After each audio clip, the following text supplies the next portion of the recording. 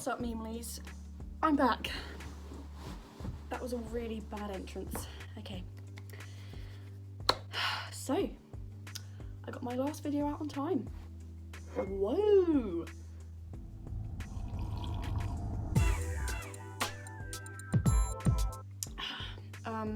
So, what's this next video gonna be? I know what it's gonna be. It's gonna have AirPods in it. Okay, spoiler alert, it doesn't have AirPods in it. Because I have left them downstairs and I'm lazy. So I'm gonna use my headphones instead. I know they don't really go with my outfit, but that is okay. That's actually fine, I really don't mind. It's the microphone that matters. So today's video is gonna be about my experience of my first year of university. So, I mean, I know that, I have no idea what university is going to be like now because obviously Corona has happened, so I don't know how that's going to affect the university experience. I have a feeling that most universities will probably have a significant portion of their semesters next year online, which obviously means that the experience is not going to be anywhere near the same as it was for people who luckily got to go to university before the whole thing happened. So I will be speaking about the university experience from a non-COVID perspective. So hopefully I'm speaking for people who can go to university. I guess some people are going to be doing a gap year so they can go to university hopefully in a year when everything's kind of back to normal. Regardless of COVID and everything, I will just talk about what it was like for people who are thinking about going to university and don't really know what to expect. So the first thing I will talk about, I think I'll start at the beginning because that is a reasonable thing to do. So I guess the university story starts with planning for going there.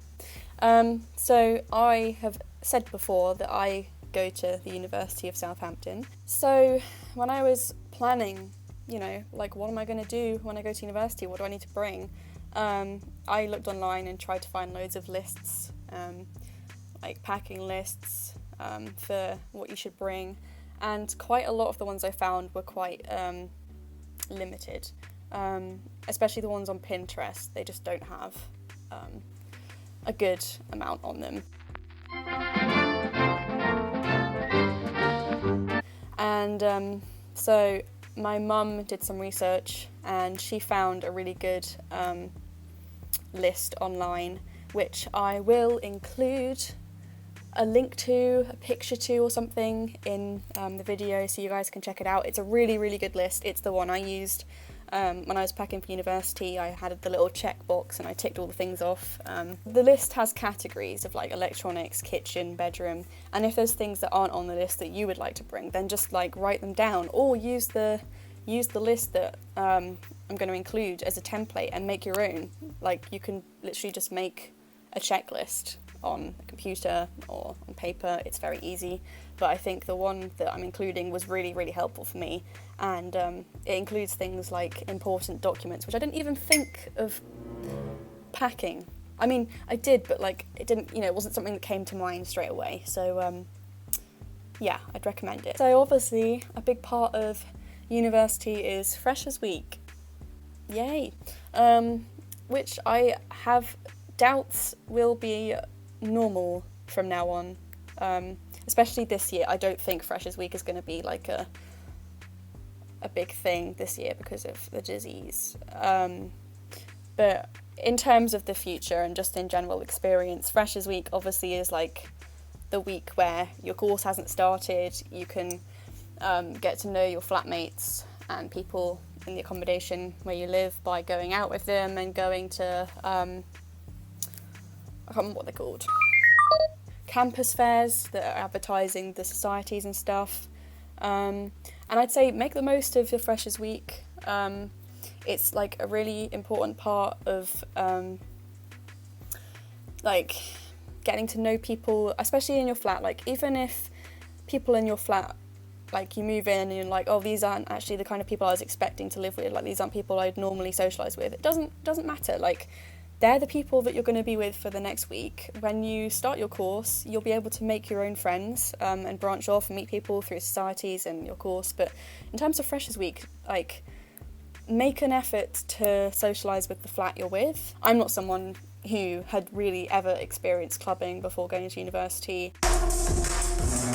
And I think I went clubbing twice in Freshers Week, which is actually really, really not a lot in comparison to other people. But I did go out of my comfort zone, and I'm really happy that I did. And also be prepared for the unexpected. The unexpected being possibly planning to go on a night out, but then staying in to look after someone who had drank too much alcohol.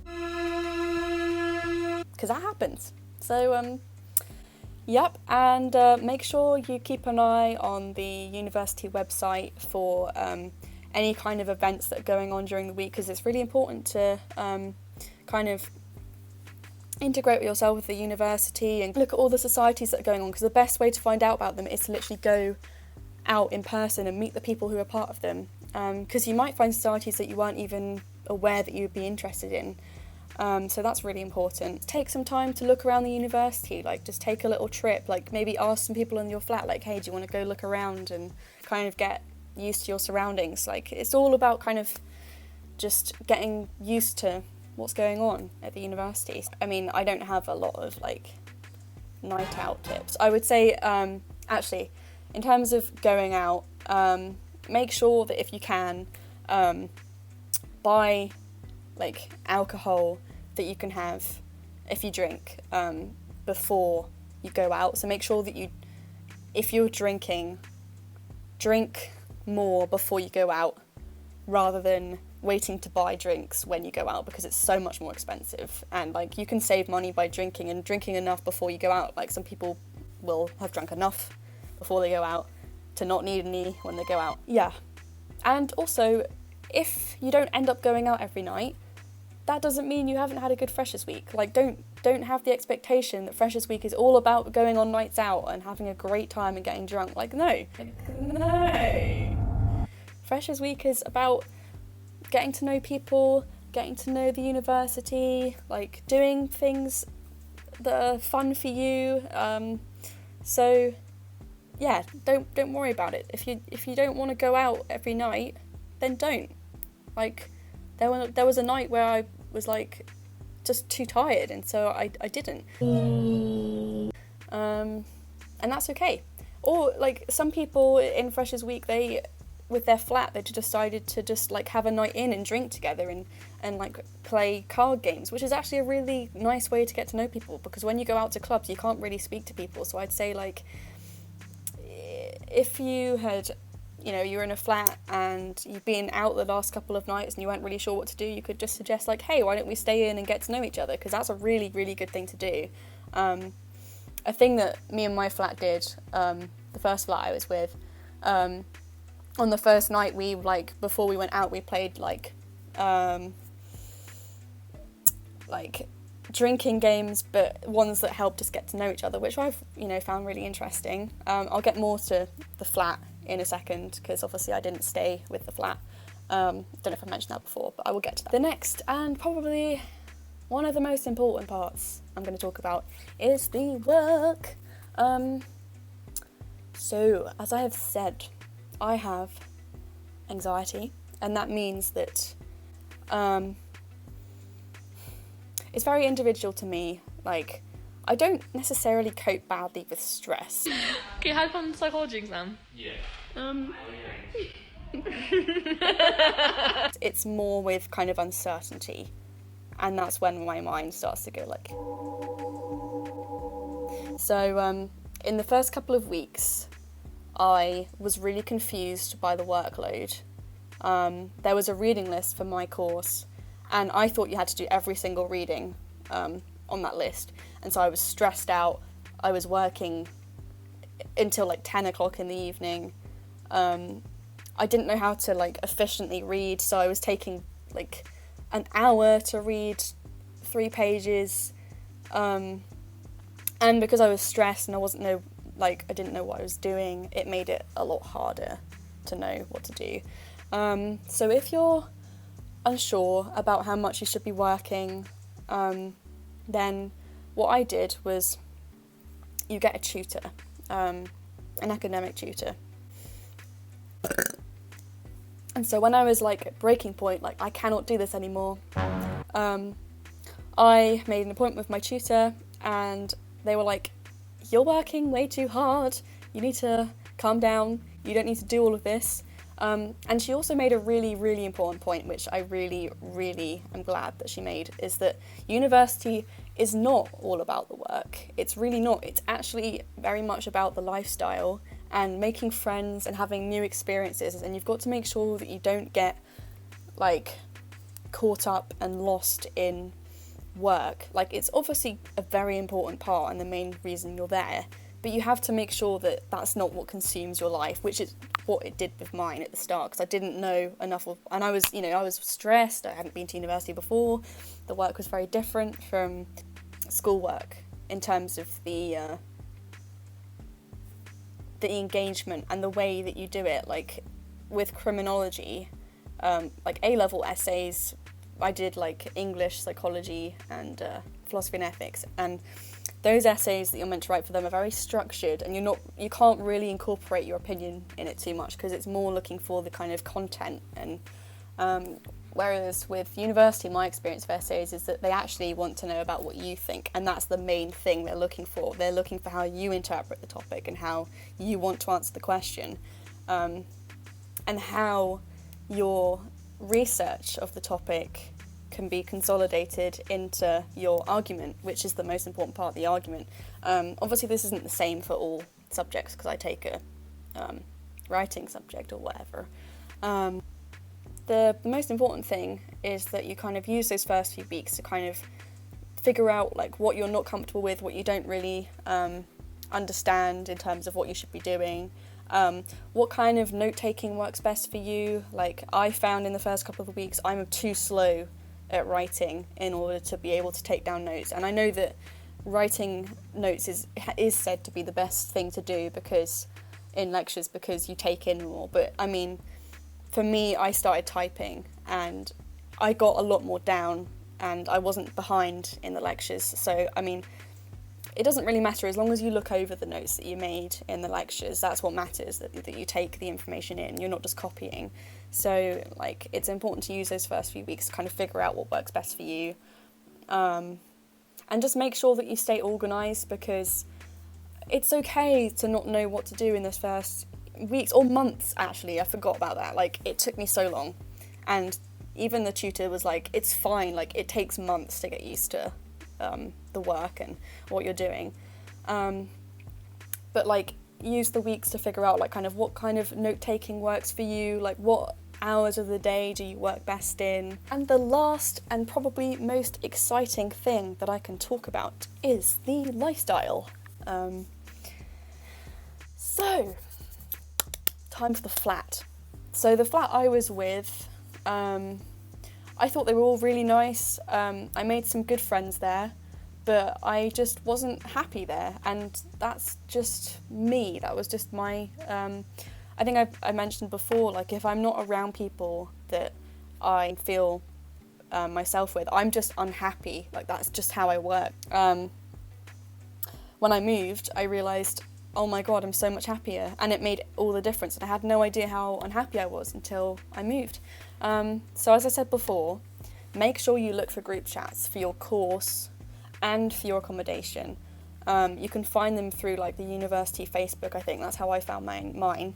I'm not a big fan of group chats. I don't like the constant chatter that goes on in them. I find it really annoying, but I joined them to find people.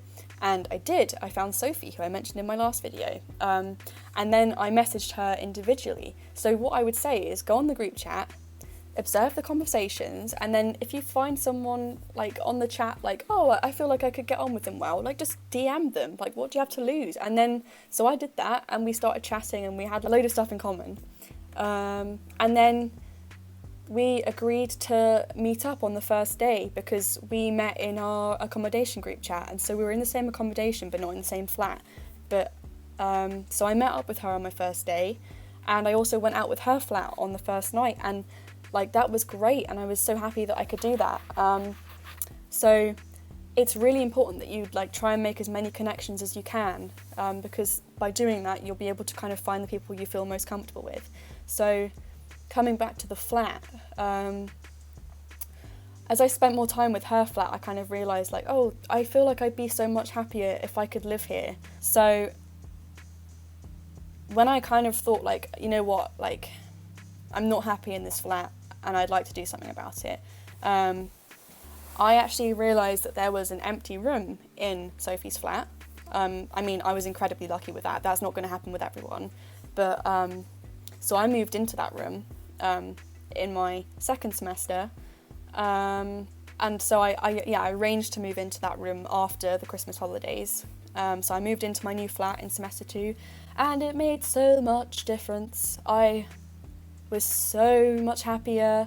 I spent so much time with the people in the flat, because like before I didn't really socialise with the flat that I was with very much at all, as a group. And then like when I came into this new flat, like we chilled out, we played Minecraft,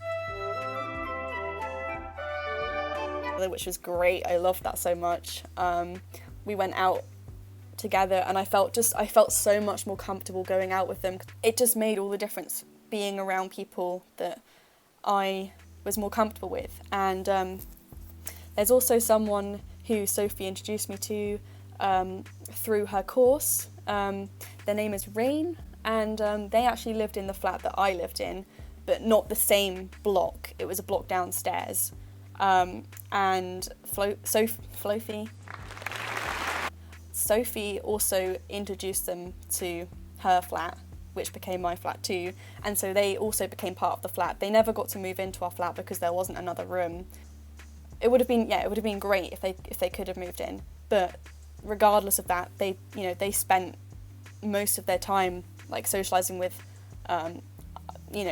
our flat. So in terms of the fact that they became part of the flat, like, so even if you're not living in the same flat as people you hang out with, you can still be part of that flat, because that actually happened with quite a lot of people. Like quite a lot of people became part of the flat community, and so we were like all in the same group chat, even though not everyone lived in the flat. So like that was a really positive thing. That's the flat story. In terms of the actual lifestyle, what I mean by that is like the community of university, societies, socialising, gym-ing for the sharks, and getting to know your surroundings where you live. So, like I said before, the thing that my tutor said was, remember that university is not all about the work. It is about the experiences, the friends you make there. So make sure that you make time for, like something as simple as just having a coffee with someone on your course can make so much difference. And you just, it's like a really nice way to just chill out and get to know people. Like I've made some of my best friends on my course from literally having coffee with them in the first couple of weeks. And it's just a really nice thing to do, like to get a break from work, just to have a nice chat and like, or go get something to eat, like, and like scheduling trips into town. Southampton has a place called Westquay, which is a really big shopping centre, and like we would just like schedule on certain days to just go in there and have a trip, like when we didn't have lectures, and it was just a really good thing to do, and like just get to know the surroundings and go shopping, and in my case get piercings, which was actually really fun. So if you want to branch out and experiment with your appearance, you can totally do that, because I did.